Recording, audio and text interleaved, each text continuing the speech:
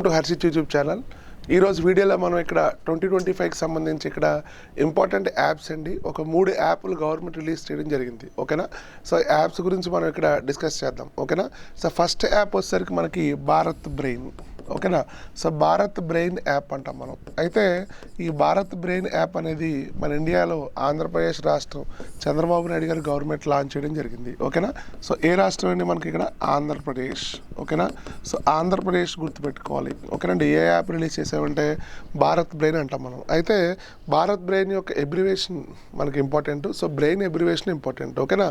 So bio design research and innovation అంటాం మనం. ఓకేనా. సో బ్రెయిన్ ఎబ్రివేషన్ చెప్తానండి, bio design research and innovation. ఓకేనా. So bio design research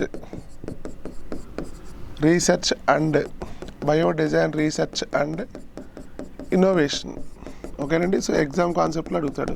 so brain abbreviation ఏంటి అంటే bio design research and innovation అని గుర్తుపెట్టుకోవాలి, ఇంపార్టెంట్. అయితే దీన్ని మనం ఆంధ్రప్రదేశ్ ఎక్కడ స్టార్ట్ చేసామంటే అమరావతి.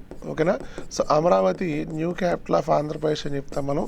సో అమరావతిలో స్టార్ట్ చేసాం. అయితే భారత్ బ్రెయిన్ యొక్క పర్పస్ ఏంటి అంటే హెల్త్ కేర్ అండి. ఓకేనా. సో ఆరోగ్య మిషన్లో మనం ఇక్కడ గుర్తుపెట్టుకోవాలి, ఇక్కడ ఏఐని వాడడం. ఓకేనా. So how to use artificial intelligence in health care. ఓకేనా. సో హెల్త్ కేర్ విషయంలో మనం ఏఐని ఏ విధంగా వినియోగించాలి అన్నది మనం ఈ భారత్ బ్రెయిన్ యాప్లో మనం చెప్తాం మనం. ఓకేనా. సో ఇంపార్టెంట్ అండి. నెక్స్ట్ ఇంకా అయితే ఎవరితో కొలాబరేట్ అయ్యారు, ఈ భారత్ బ్రెయిన్ అనేది ఎవరితో కొలాబరేట్ అయ్యారని క్వశ్చన్ అడిగే అవకాశం ఉంటుంది. ఓకేనా. So Ratan Tata innovation hub అండి. ఓకేనా.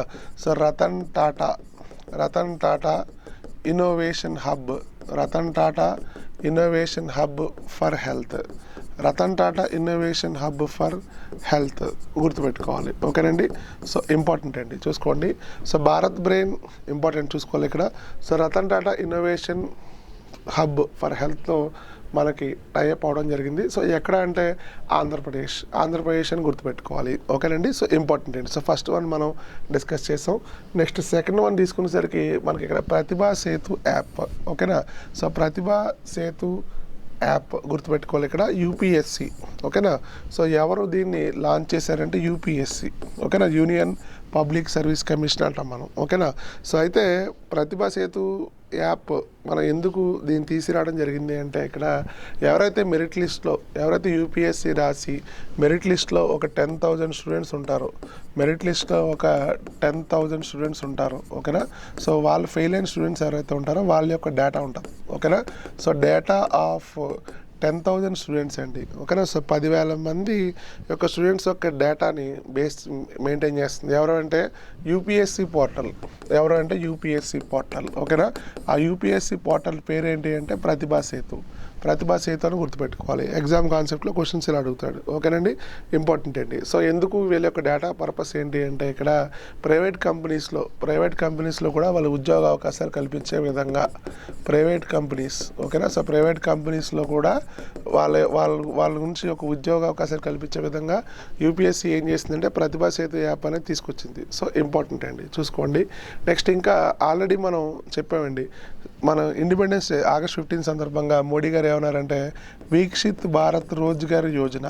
ఏమన్నారంటే వీక్షిత్ భారత్ రోజ్గార్ యోజన అని చెప్పి భారతదేశంలో నిరుద్యోగులకి ఉద్యోగ అవకాశాలు కల్పిస్తాము. ఓకేనా. సో ఎంప్లాయ్మెంట్ ఆపర్చునిటీస్ కల్పించడానికి వీక్షిత్ భారత్ రోజ్గార్ యోజన అని చెప్పి ఒక స్కీమ్ని తీసుకొస్తానని చెప్పి ఆల్రెడీ మోడీ గారు లాంచ్ చేశారు. సో అది కూడా గుర్తుపెట్టుకోవాలి. ఓకేనా. సో యూపీఎస్సీ పోర్టల్ ఏంటంటే ఇక్కడ Pratibha Setu. So Pratibha Setu important. Next third one వచ్చేసరికి మనకి ఆదివాణి యాప్. ఓకేనా. సో ఆదివాణి యాప్ అంటాం మనం, ఇంపార్టెంట్ అండి. ఓకేనా. సో ఆదివాణి యాప్ యొక్క పర్పస్ ఏంటి అంటే ఇది గిరిజనులకు సంబంధించిన యాప్ అండి. ఓకేనా. సో ఏఐ వాడేదండి, ఆర్టిఫిషియల్ ఇంటెలిజెన్స్ పవర్ టూల్ అని చెప్తాం మనం. ఏది అంటే ఆదివాణి యాప్. ఓకేనా. So artificial intelligence power tool అంటాం. ఎందుకంటే టు ట్రాన్స్లేట్ ట్రైబల్ లాంగ్వేజెస్. ఓకేనా. టు ట్రాన్స్లేట్ ట్రైబల్ లాంగ్వేజెస్, గిరిజన భాషలను మనం అనువదించడానికి వాడే యాప్ ఏంటి అంటే ఆదివాణి యాప్ ఇంపార్టెంట్ అండి. ఓకేనా. సో అయితే భారతదేశంలో ప్రముఖ ఐఐటి సంస్థల యొక్క సహకారంతో ఈ యాప్ని రూపొందించారు. ఎవరంటే మనకి ఐఐటి ఢిల్లీ అండి, ఐఐటి ఢిల్లీ. నెక్స్ట్ ఇంకొకటి ఐఐటి బిలాస్పూర్. ఓకేనా, so IIT Bilaspur important.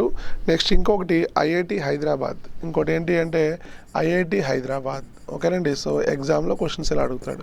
So ఈ 3 ఐఐటీల యొక్క సహకారంతో భారతదేశం ఏం చేసింది అంటే ఆదివానీ యాప్ తీసుకొచ్చింది. ఆదివానీ యాప్ పర్పస్ ఏంటి అంటే ట్రాన్స్లేషన్ ఆఫ్ ట్రైబల్ లాంగ్వేజెస్ అండి. ఏఐ టూల్గా మనం తీసుకోవాలి మనం. ఓకేనా, సో ఓవరాల్గా మనం ఇక్కడ ఒక త్రీ యాప్స్ గురించి మనం డిస్కస్ చేసాం. నెక్స్ట్ ఇంకా ఆదివానీ యాప్ని ఎవరు లాంచ్ చేశారంటే ట్రైబల్ అఫైర్స్ మినిస్టర్ అండి, గిరిజన వ్యవహారాల మంత్రి.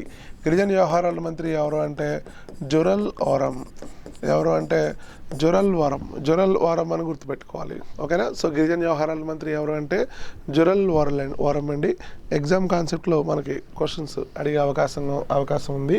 ఓకేనా, సో ఓవరాల్గా ఒక 3 యాప్స్ మనం డిస్కస్ చేసామండి. ఓకేనా, ఫస్ట్ వన్ ఏంటి అంటే భారత్ బ్రెయిన్, సెకండ్ వన్ ఏంటి అంటే ప్రతిభా సేతు, థర్డ్ వన్ ఏంటి అంటే ఆదివానీ యాప్. ఓకేనా, సో మళ్ళీ మనం నెక్స్ట్ వీడియోలో మరింత కరెంట్ అఫైర్స్ మనం ముందుకు వద్దాం.